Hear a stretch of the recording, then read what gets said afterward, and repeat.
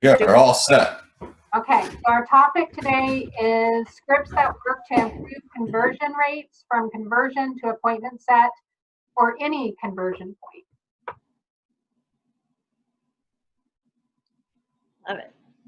So, Megan, I know you'll resonate with this and jump in and add to this. So I was thinking about this as I was getting ready for this mastermind. And I thought a good place to start would be, how do people decide to buy? And when I say buy, I don't mean only buy and not sell. I'm using it as a general term.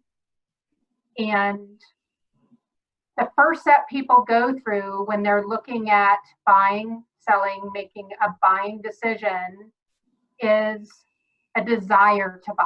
So they have a motivation. Something is causing them to want to make this decision.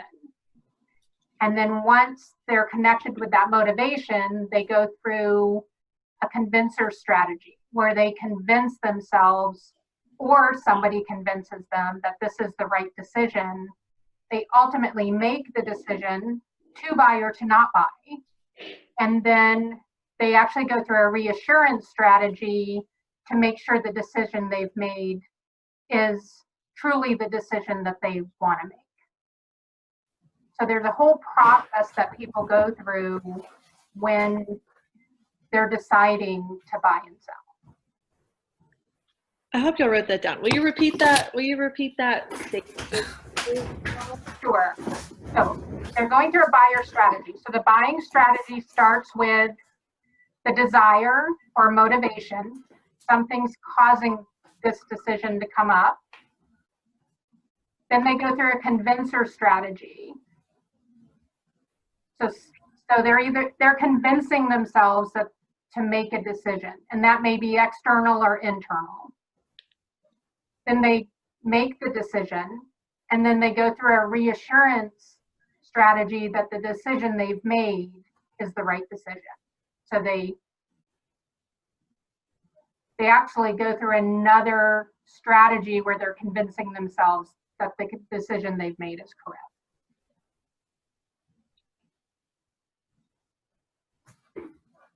That's great. So what, I'll go first. So what I heard you say is that we could be talking to people in the continuum of deciding to, in our case, buy or sell real estate, anywhere between desire and reassurance. So wherever we or our agents, get on the phone, get into the appointment, et cetera, they're either stepping into desire, convincer, decision, like the deciding point, which is really probably a moment in time versus a stage, and then reassurance.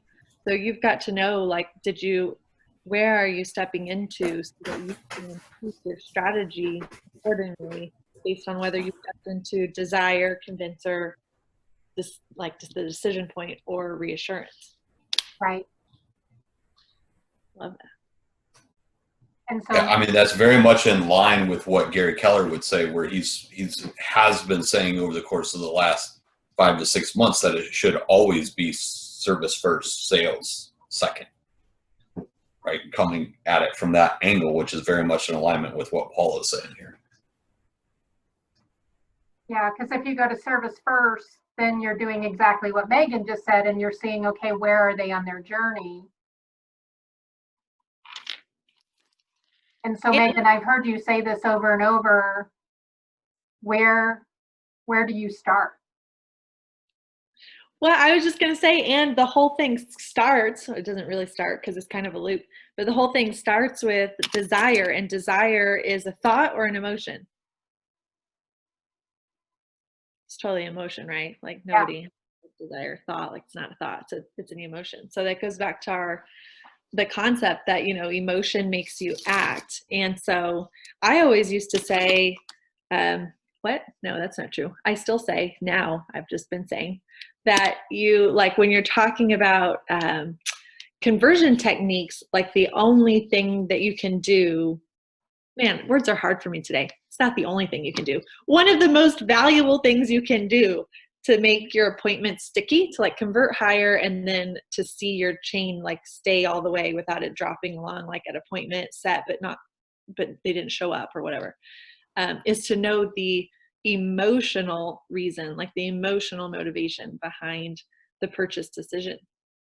And so that kind of goes to your, like, back to desire, like what is their emotional driver? Once you know that, you become like this conversion wizard. Yeah, exactly. Because you can't even jump into convincer strategy with them if you don't know the motivation, because you don't even know what's going to hit their hot buttons as far as making this decision. So glad you said that. Yeah. Have you guys ever, like, I don't know, who here is operations and who here is sales? Is everybody operations? Anybody sales? Okay. So have you guys ever been like going for the referral ask or about to ask for a review or any of those kind of thing, and you kind of skip straight to convincer and you jump over desire, motivation? Like even when we're talking about a simple thing like a referral, we've got to really start at the top, don't we? We're not going to convince anybody to do anything if we haven't gotten in touch with the emotional reason. So even on a referral strategy, it could be as simple as, you know, putting them back in touch with the good feelings they had about working with you guys before moving into convincing them to give you the referral or write the review.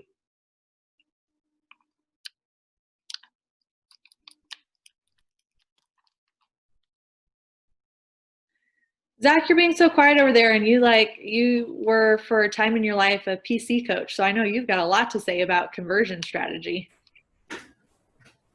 I do. I love where we're going. I did not expect it to go that. So Paula opened up with fire. I love it. I liked where it went. So I went internal because I was thinking about that, and it goes on there. I was going for consistency. I think consistency in the language that we use and just picking a script is also important.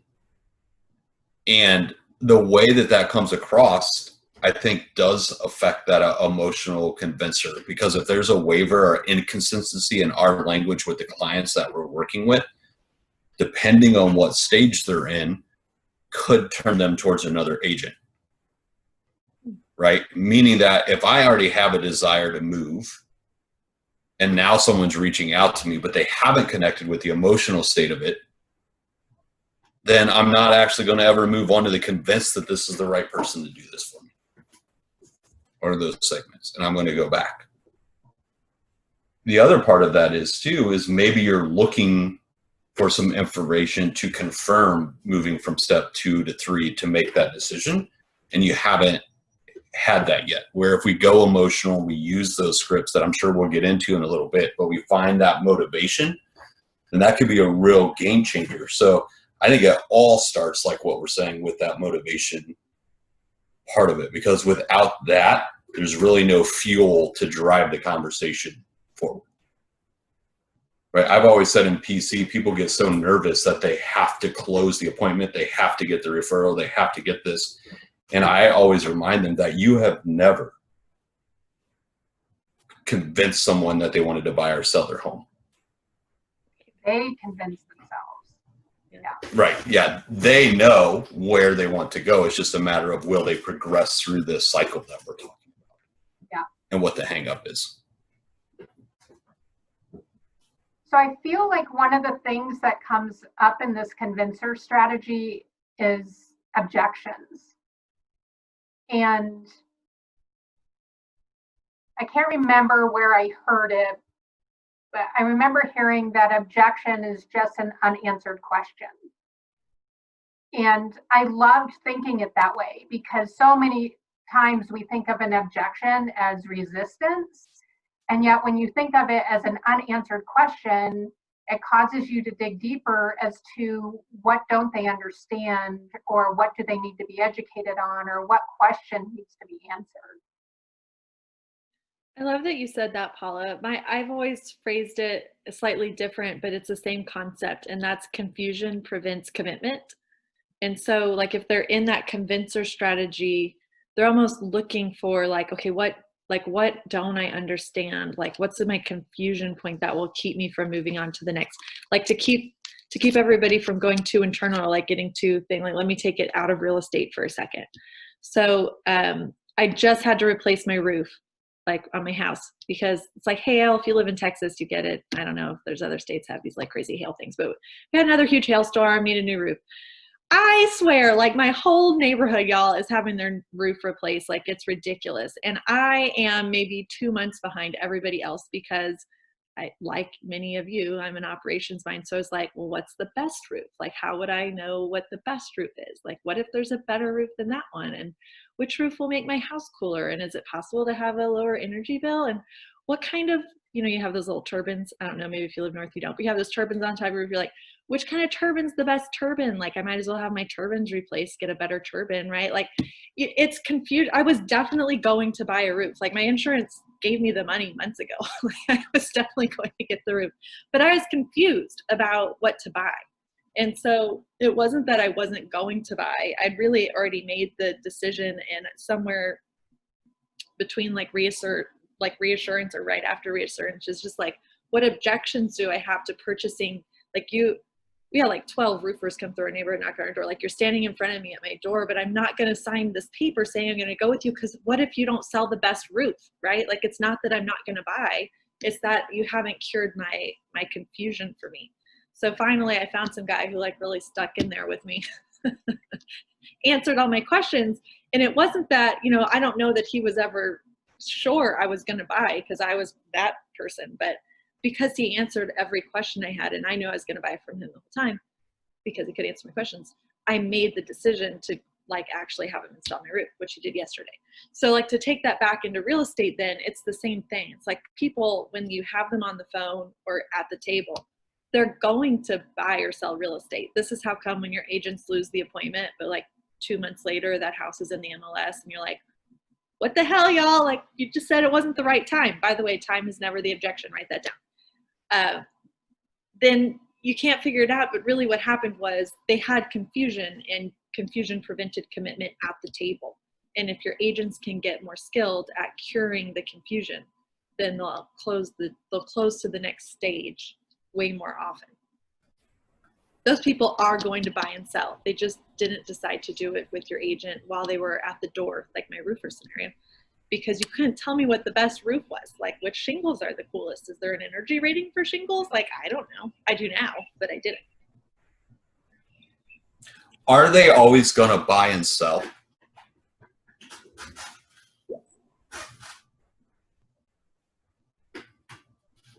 I'm just curious. I would open it up to the group, because is there a time frame? Or do you think, is it over a year? Is it 6 months, 3 months, 30 days? That's when you have to dig into that motivation. I mean, if you have a kid who's a senior in high school and you don't want to move till he graduates, that's a strong motivation to not move now. And there's a definite timeline around that. But they will move. But they will move, right? People accidentally die before their next move.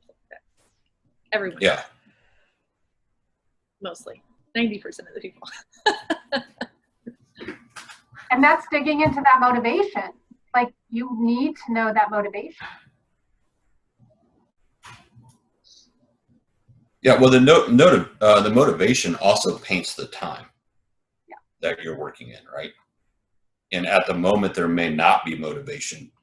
And eventually, everyone's going to buy or sell. Potentially, right? Like, and have that opportunity. So I think that motivation really gauges you in your pipeline, like where they at in your business, to be able to do that. Yeah. Of all of the. And the reason I say, oh, go ahead. No, you go first. I was just going to say, because I find it interesting, because I think it does show up where we see a lot of appointments set and not held. And that's why I was asking about, do they always buy and sell? Because I think it depends on where you look at it. What I specifically said at the beginning is we've never convinced anyone to actually sell or buy a home. We have convinced them to sit down and have a conversation when we didn't know the motivation and the person had no intention of actually buying or selling at that particular point.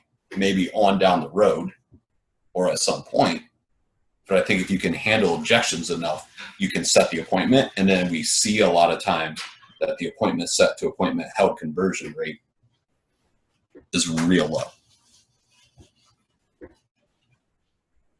Yeah, that is such an interesting point you made, Zach. I hope y'all wrote that down. So like when you're looking at your whole conversion chain, when you're talking about conversation to appointment set, like that's the top of the funnel. Like the widest part of the funnel is that conversation to appointment set. So whenever you're talking about math, if you can cure like a percentage point even at the top of the funnel, you're going to have way more results at the bottom of the funnel. Like the more you can convert up here, the better your results are down here, even if you make a small correction. When you get down to the smaller part of the funnel, you need bigger increases in percentage to actually see more results as closings, if that makes sense. So what Zach's talking about is like, even if you can get super good at the objection to have the appointment, then you need to get super good at the pre-qualification between appointment set and appointment held, so that you're not actually have this huge drop off in that next, as you get narrower down. And I think, I don't know, let's open this up for discussion, but I think when you're talking about pre-qualification, whether that's actually to the setting of the appointment or set to held, I think the most important pre-qualifier I've always seen has been motivation. Like you can know time frame, you can know everything else, but if you don't know motivation, you don't got crap. And if you do know motivation and you don't know anything else, you're probably gonna win. Like not like get the rest of the stuff though, get the list price and do they have a mortgage or all that kind of stuff. But motivation's the main. Like if you didn't get anything else, I think that's always been my main driver. Thoughts on that, gang?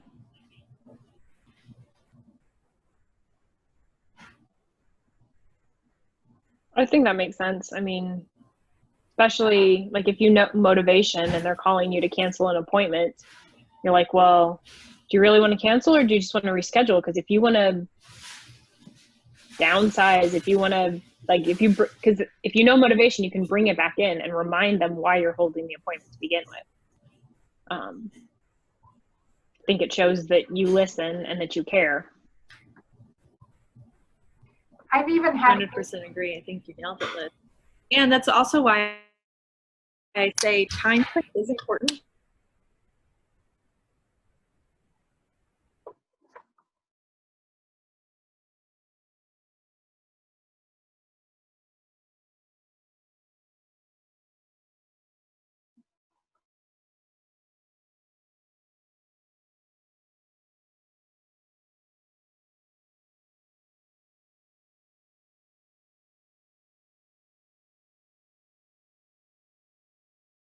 Anytime, like you can use it at the table, you can use it anytime in the sales cycle, really.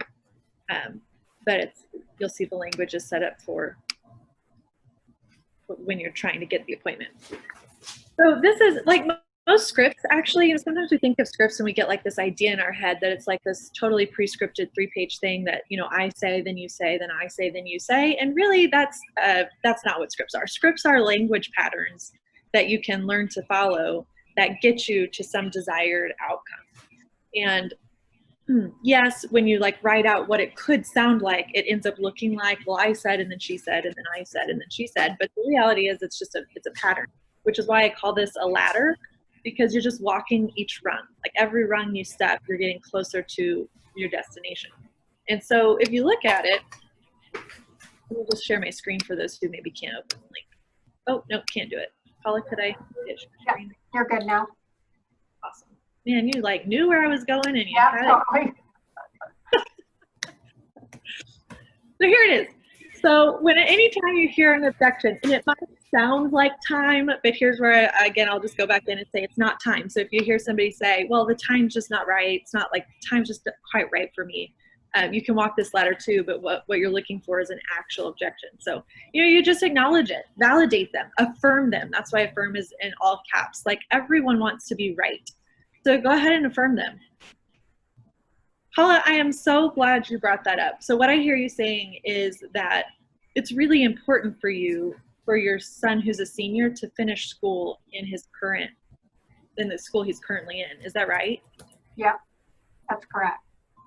So having him in the same school, just tell me more about that. What about that is important to you? Oh, I just don't want to take him away from his friends, and he's been with these kids since elementary school, and I want them to all, finish up together. I love that.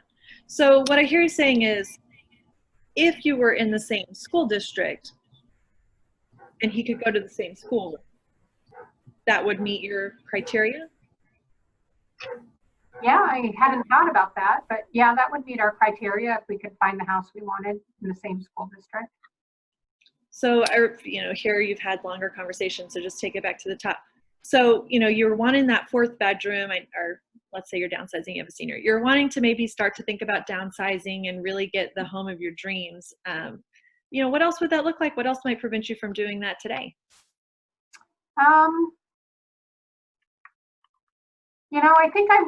I think we would like to stay in the same house because he has a lot of close friends, just in our block, and I wouldn't want to take him away from those friends until he's done. What a thoughtful mama. Man, you have really thought this through. I love that. So is getting to the house of your dreams, is that house in your same neighborhood, or do we have to leave our neighborhood to get it? No. If we could find it in the neighborhood, I'm not sure we could find what we're looking for in the neighborhood. If we could find it in the neighborhood, we'd be okay with that. Okay, so here I'm probably going to go, like if I were really on the phone with this person, into pre-qualification, but basically you could end at the rung 4. So if I can show you a way that we could get you everything we talked about earlier, that, the study, the fenced in yard, you want a pool, whatever it is, and we could stay close to your son's friends and in the same school district, would you be open to talking about it? Yeah. Great. I can come over if I'm the agent. If I'm an ISA, my agent can be there today at 3, tomorrow at 4, whatever. I'd go straight for the appointment. After I get the appointment, then I'm going to do what Zach was talking about earlier and go into pre-qualification. But until you really have the objection handled, there's no point in pre-qualifying, in my opinion. Does that make sense? Agreed. Yeah. How are we feeling about this ladder?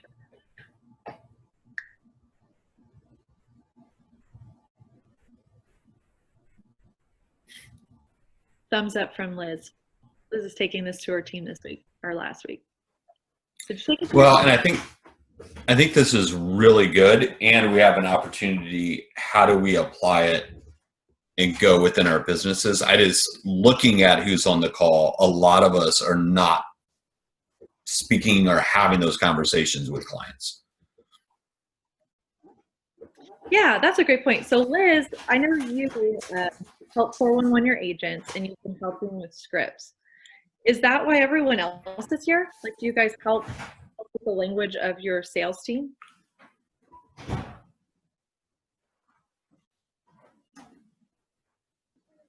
I know Kathy, you do, because you're producing. Ashley does.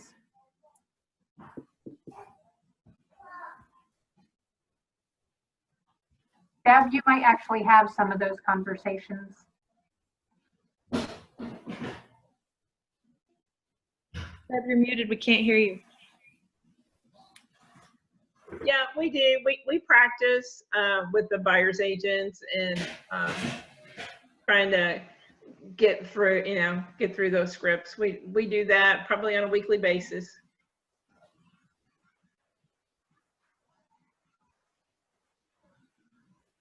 So Deb, what would you add to what we've talked about so far today?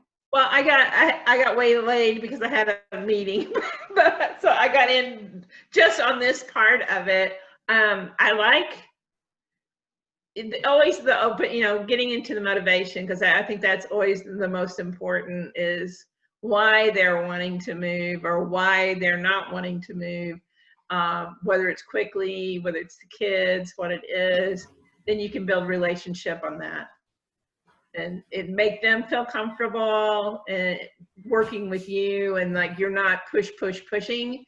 I must have this money, I must have this sale. It's, you start to care and build that relationship with them. That's a really great point, because when you're digging into the motivation and getting to the emotion, you're showing that you care. Yeah.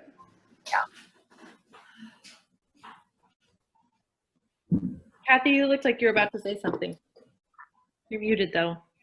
Okay, so I think that the motivation really helps me in my position when I'm getting to the feedback for customers of why their house isn't selling or why it's a lowball offer, and oh, I don't have to sell, I'm not giving it away. Well, remember what that really plays into helping them say, oh, okay, yeah, I remember now. You could be angry at this instant, but you wanted to move because you're sick of something. Yeah, you're right. I'm more sick of this than I am mad at them. So it's so important. Why are we doing this? Yeah, I like to bring it back to them. Yeah, Kathy, that is such a great point, which how many of you on your pass the batons have motivation in there? Yep. Yeah, absolutely. I'm not sure our agents don't understand how important it is to fill that out, because I think sometimes they skip over it. Yeah. Yeah. If your agents don't understand how important it is to fill it out, they don't understand how important it is. So you have to start with why.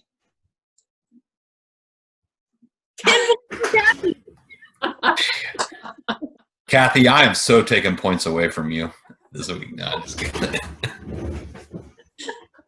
Yeah, but I'm getting some from Megan, so it's all right. Well done. Well done. Do you guys think this is helpful to be able to take this to your agents and like help them understand, and even in your role plays, like Deb was saying, even when you're role playing with them, give them the tools to do these script conversions? I think this is really super for me because what happens is these conversations that happen on Thursday come up casually as if I thought of them myself, and I'll mention that, oh, that's a good idea. Yeah. So thank you. Interesting that came up. Like that. Start with why.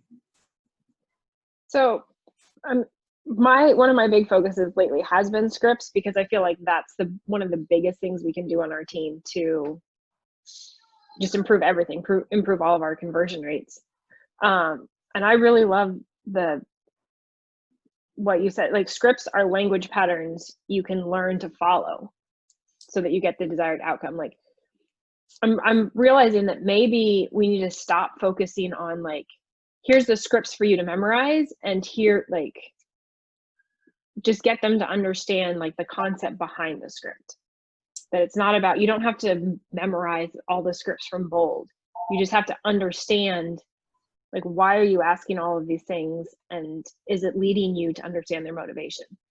And if it's doing that, then it will be a successful script.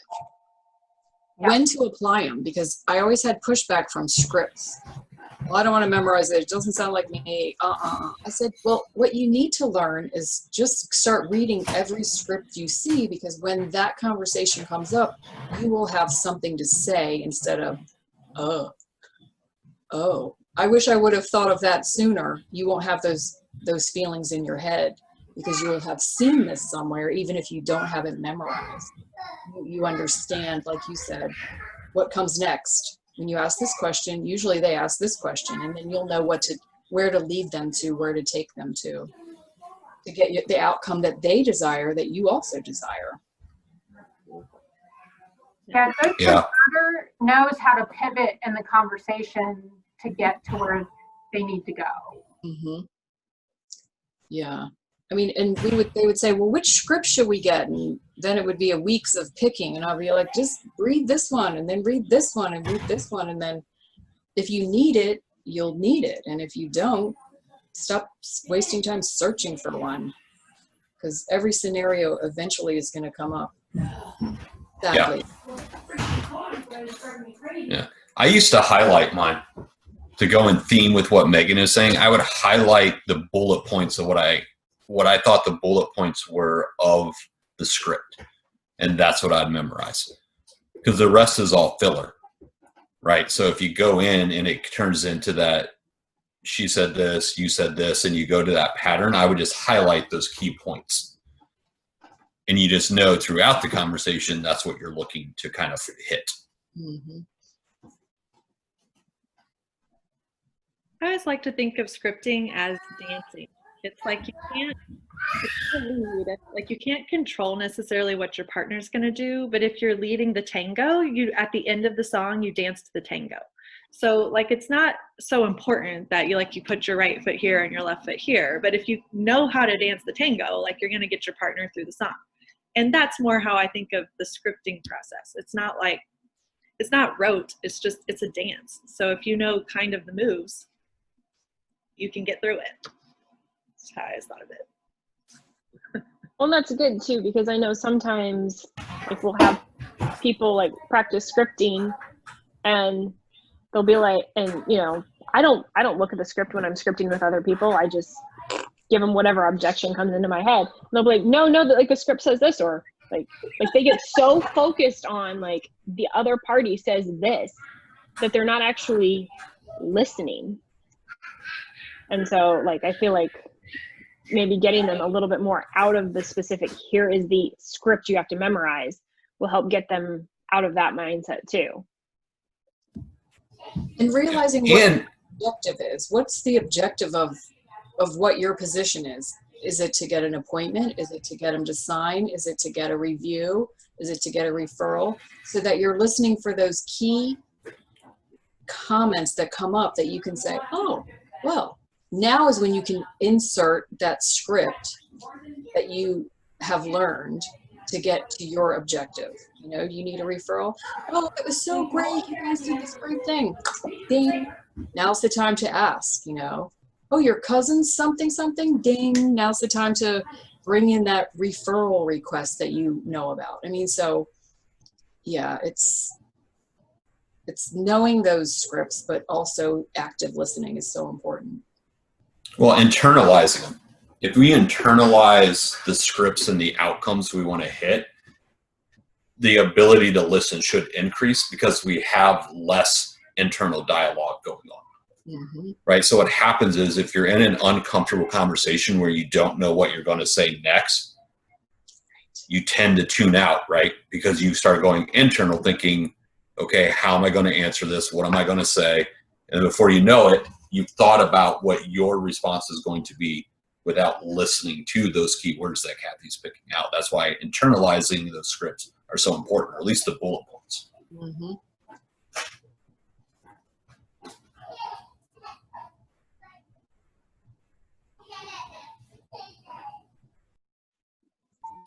The another angle to throw in here while we're on this subject is, I always look at it too, is do the agents know the value they're bringing as part of their scripts? And Jordan Freed, he said something that I thought was brilliant. He's a MAPS coach, executive MAPS coach, I believe. And he had said, most agents are not call reluctant, they're value deficient.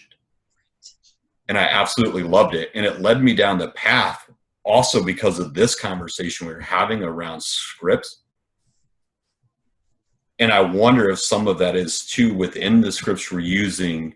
Do our agents know the value of the team they're on? And are they giving that value to the potential client?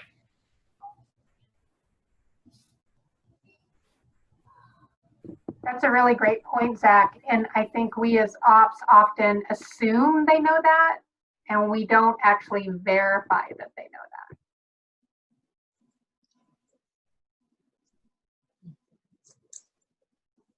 that. As many of you now know, I was DOSing for a while. After I was the DO, I was the DOS.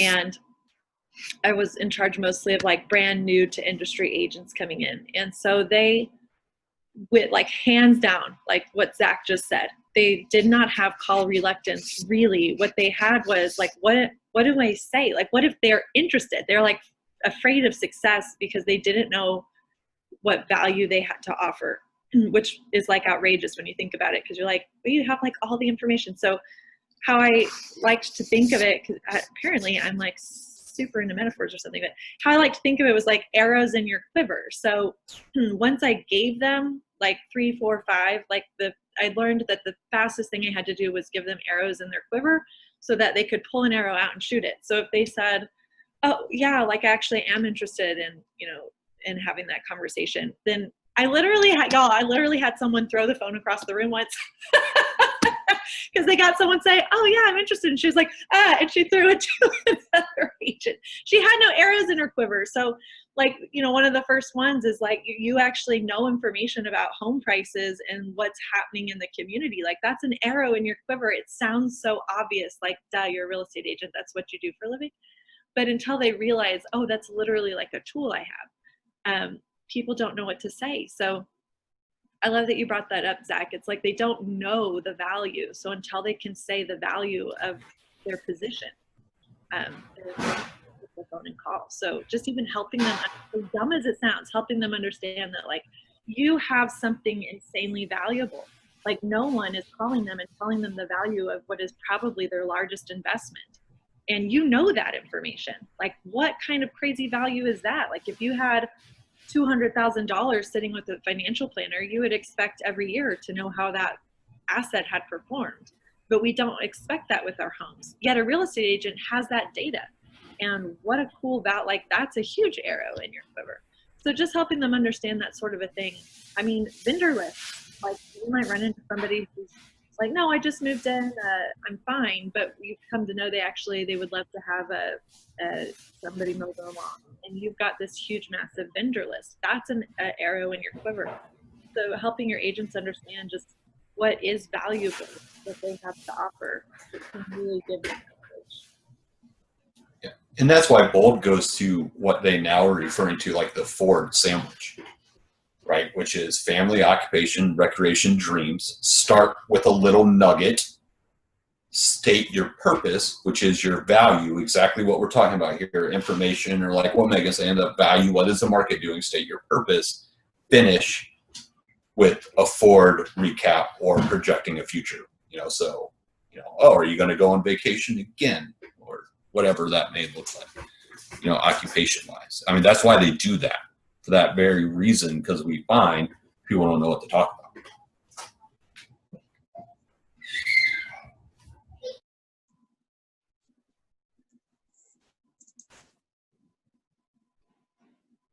Is this helpful so far, y'all? Y'all are so quiet today.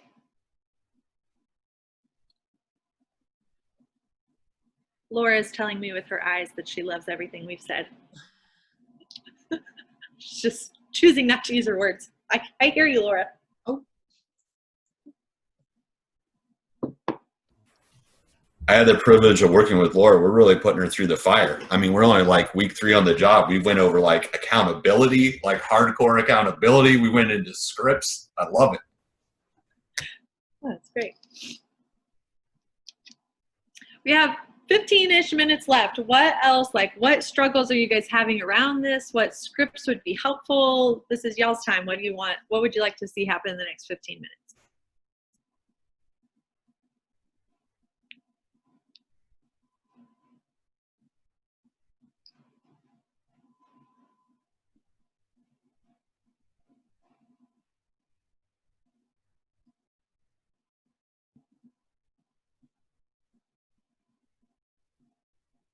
Ashley's got something. I could just tell. I'm like waiting for her to say something.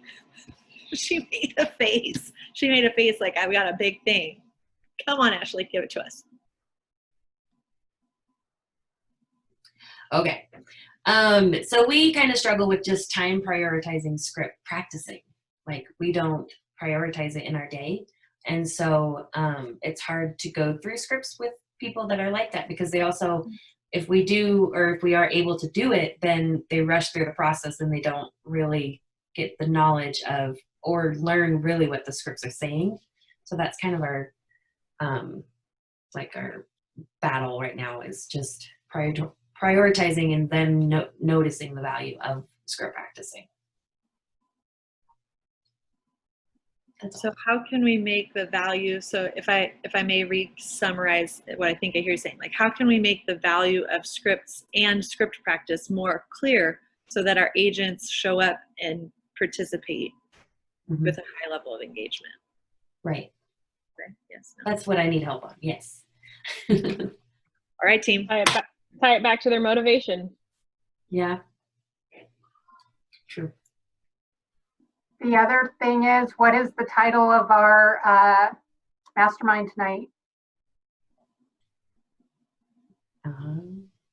Script something something conversion script something. I don't even know, Paula. It's hard. So you hit it, is conversion rates. If you can show them how just increasing their conversion rate by a small percentage will increase their bottom dollar, or how much money they're losing with the conversion rate they currently have and where they could be, then how much of a motivator is that? Yeah. That would be huge. I love that. I'll throw one more thing in the ring because I think Paula's thing is like the gold loop you're like leaping for, because that's the whole point of all of this, right? Like if you can get them to grasp that, you're winning. And yet a lot of high eyes in the room are going to be like, yeah, I get it, but this is boring. And Yes. so how do you make it fun? And I mean, I think that's a good question. Like, how do you make it fun? Like Google, or you probably already have seen stuff like this, minute to minute, like all this minute to minute games where they like tie tissue boxes on their bottoms and hop around and bells fall out. That kind of stuff sounds dumb, and to most of us, like high nod eyes, it sounds ridiculous, but it's fun and it anchors things for people in a really physical way, and it makes it enjoyable. So if you could make something fun, like a 10-minute activity where the actual thing that's happening is they're learning how to use scripts, not like a robot, and you're anchoring it in their physical body, they're having fun and you're going to get better results. That's a good idea. I will try it. If you're lucky enough to meet, this is not a brilliant idea, and it did work, was I also would bring coffee. Or every once in a while I'd have donuts if you're able to meet in the office just a couple times a month. Yeah. Part of that fun. Get some engagement. If you have that. If not, you're on Zoom. Got to figure something out. Yeah, we are able to meet in the office, and so that would be an option. Minute to win it, Ashley. I'm telling you, if you can make it weird. Make it the weirder the better. And if you, I'm having a hard time picturing how that would go. So if you get that figured out, I want to know. Okay. The weirder the better. It doesn't even have to be that weird, but like anything works. So even just a ball, like having a ball that you throw, like, somebody is in a hot seat or whatever, and you have maybe I have the ball, so I start I get to choose the, objection or whatever, and then I throw it and somebody's got to handle it, and then they throw it, they say an objection and throw the ball, and whoever gets it has to handle it. It's just like add a sense of game to it. Yeah, I really like that idea. So that it's 10 minutes of fun versus 10 minutes of Silence.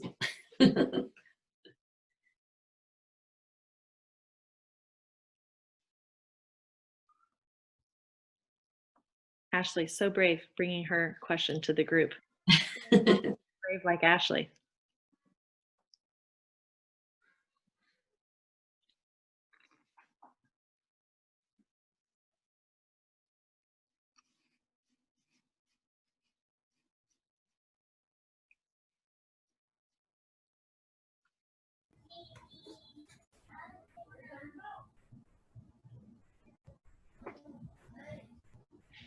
We got 12 minutes left to solve all your problems.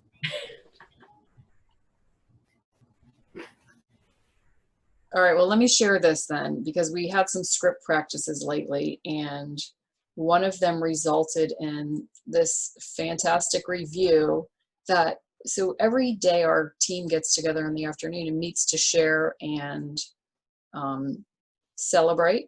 So let me read this out loud to you. This is from a script that we practiced, isn't it? Like, oh, let me tie it all together for you, because we practiced the script and we have results, and now you're getting kudos for it, and you can walk around with that for a while. It works. It's good. I'm good and I have value, and someone else validated that for me Mhm. by an online review. So it's kind of cool. Very cool. Is everyone just that excited about the start with why conversation we're going to have next week? Is that what it is? Yes, I can't wait. I'm so excited.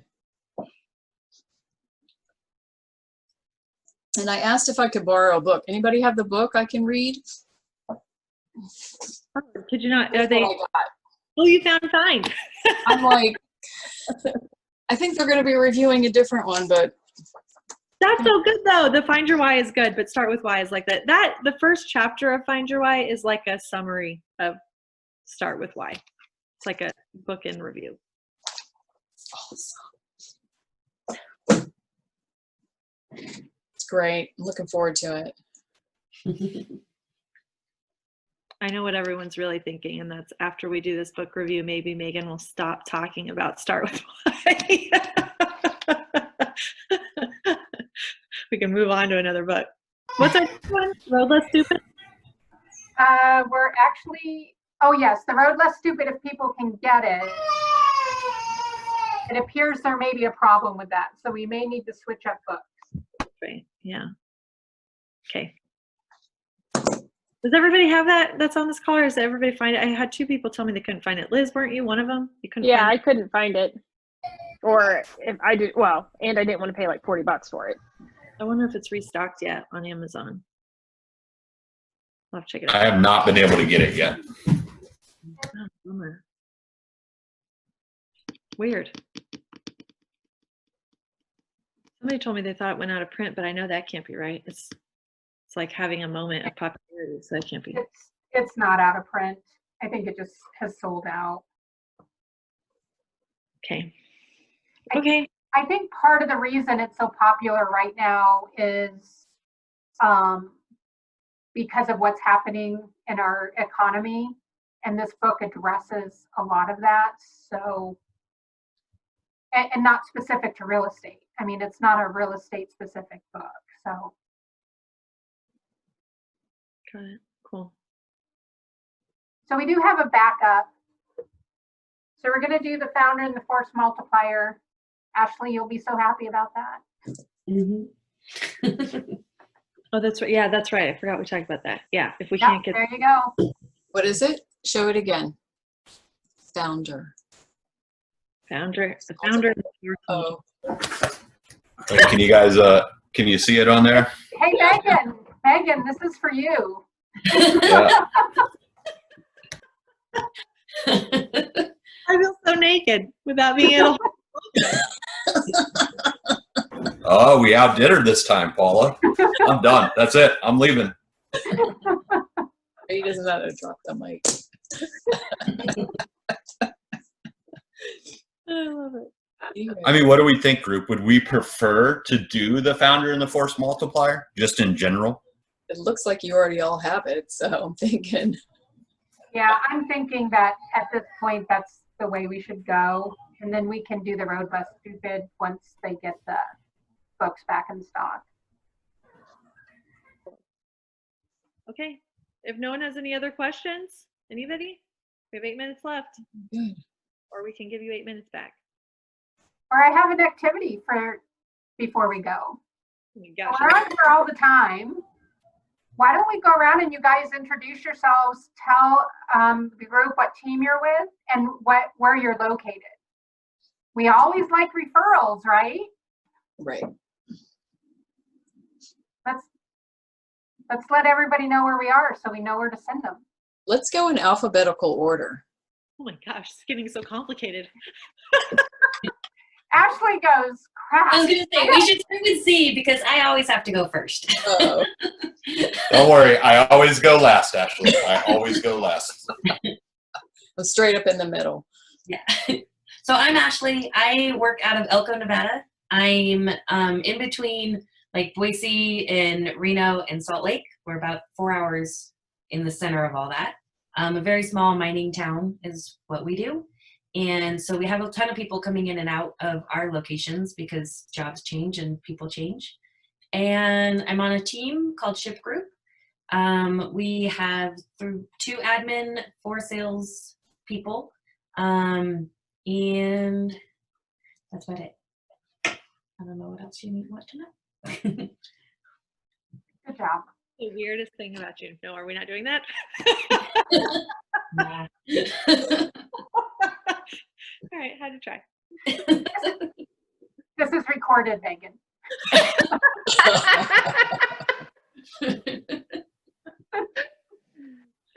Always good. You can always edit it, you know. Right. Deb, you're up. Oh, I'm up. I'm Deb. I'm in Houston, actually Cypress, Texas, but we're still Houston. I'm on a team. It's the Newcomb Realty Group. There's our Rainmaker. We have a buyer lead, 2 buyer agents, myself, and we just hired a virtual transaction coordinator. So we do a lot of residential in and out, constantly busy.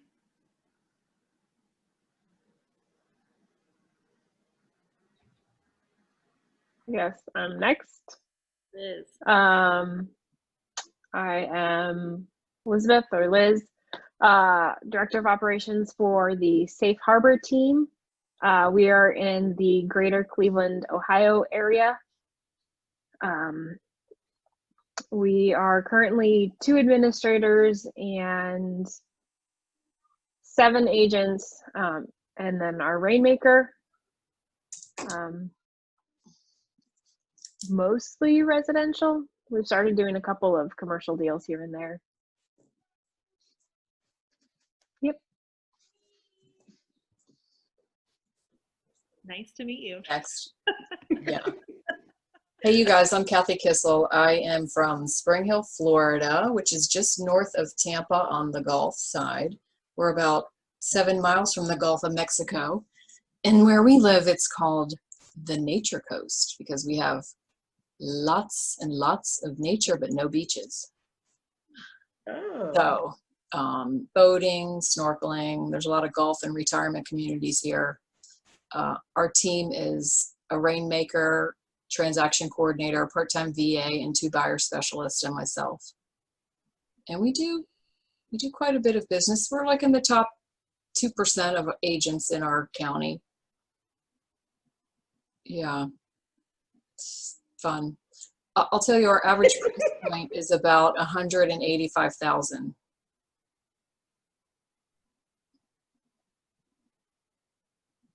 So come on down. That's about where our price point is too. Yeah.